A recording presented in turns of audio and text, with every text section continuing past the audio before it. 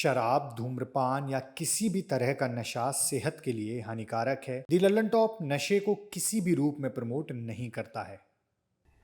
सबसे अजीबोगरीब क्या अफवाह सुनी आपने अपने बारे में?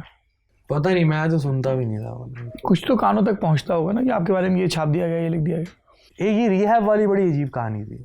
मेरा तो सीधा, मैं अमेरिका से जब आया, जब मुझे सिम्टम बहुत ख़राब हुए, टूर पे थे आप अमेरिका में? हाँ, शाहरुख भाई के साथ टूर पे था और फिर मेरा एपिसोड आते ही शूट होना था बॉम्बे में।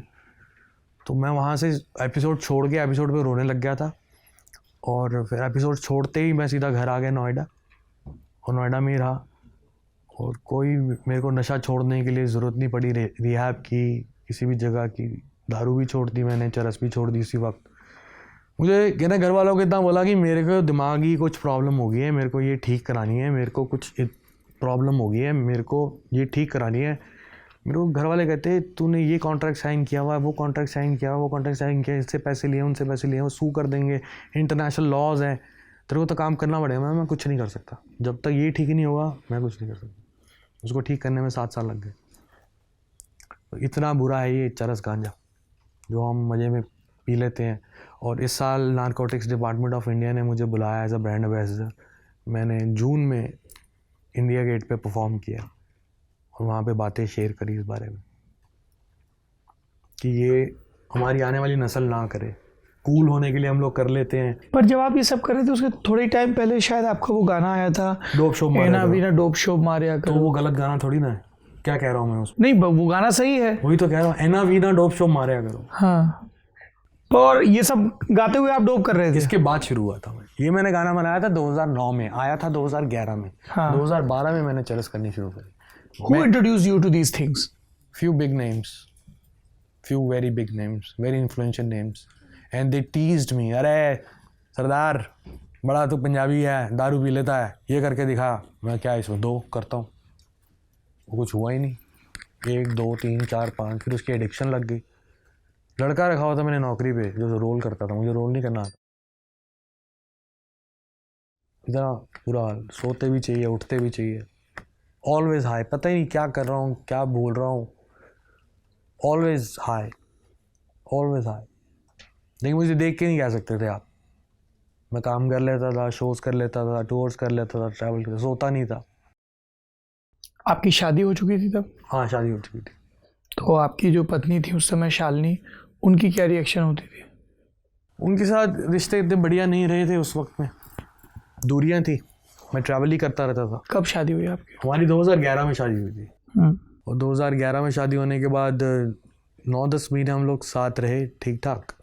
उसके बाद सक्सेस एकदम फटा, तो मैं फिर घर मुड़ा ही नहीं। मम्मी पापा, गुड़िया और शालिनी को मैंने एकदम छोड़ ही दिया था। वो चारों लोग घर में थे? भूल गया था उनको मैं। दौलत, शौहरत, नशा, औरत, इस सब में घुस गया था। बहुत ख़राब किया वो तभी कह रहा हूँ, स्पिरिचुअल थोड़ा ना था, कहीं भी स्पिरिचुअलिटी का ही। तब अभिनव आचार्य का कभी फ़ोन आया उस दौर में? नहीं, मिलते ही नहीं थे। मिलते थे लेकिन मैं उनसे आंखें चुराता, बहुत कम, साल में एक बार ही मिल लिए, तो मैं आंखें चुराता था उनसे। तो मुझे पता है कि वो पढ़ लेंगे सब कुछ, डरता था उनसे।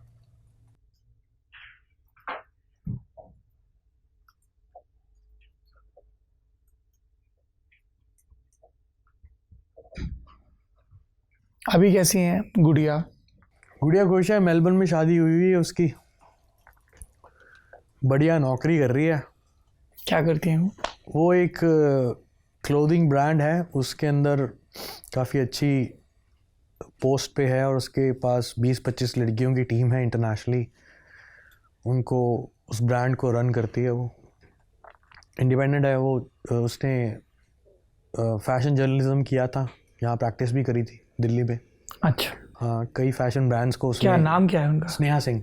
स्नेहा सिंह बहुत तो उनकी सर्कल में पता था कि ये हनी सिंह की बहन है? बहुत लेट, बहुत लेट। कभी उन्होंने डिस्क्लोज नहीं किया? नहीं, बहुत लेट। वो बहुत इंडिपेंडेंट है। और आपके कॉन्सर्ट में आती थी वो? मैंने तो घर वालों को सबको मना कर रखा था, कोई मेरे कॉन्सर्ट में नहीं आएगा। तो ये एक बार ही पहुंच गई। कहाँ पे? दिल्ली में? दिल्ली में कॉन्सर्ट था, पता नहीं तो मेरी एक आदत है कि दुश्मनदारी इतनी है, उस ज़माने में और थी। तो मैं जब स्टेज पे चढ़ता था तो मेरा होता था कि मैंने 1.5 मिनट में पहले तो स्कैन करना है कि साला कौन फ़ैन है और कौन लठ मारने आया, कौन अंडा मारने आया। तो मैं स्कैन करता था गाते गाते। अच्छा ये शरारती लड़के हैं, इनको बाद में देखेंगे, यहाँ लड़कियाँ खड़ी हैं, ठीक है। तो मैं स्कैन करता था सारा क्राउड 1-1.25 मिनट में परफॉर्म करते करते। बड़ी दिक्कतें होती थी मेरे शोज़ में ना, नोटोरियस लोग बहुत आए थे, बहुत वाइल्ड लोग भी आए थे, फिर ओवर एक्साइटेड अब गाने ही वैसे आ रहे थे तो उनको लगा ये तो अपने भाई यहाँ कुछ भी वही वो ऐसे कनेक्ट करते थे। तो मेरा एक फ़र्ज़ होता था मैं स्कैन करता था। मैं वो स्कैन करा तो राइट साइड पे क्राउड में गुड़िया ऐसे छुपी हुई। मैं कहा तू क्या कर रही है यहाँ पे? You said it from the stage? हाँ, मैं गा रहा हूँ, मैं तू क्या कर रही है यहाँ पे?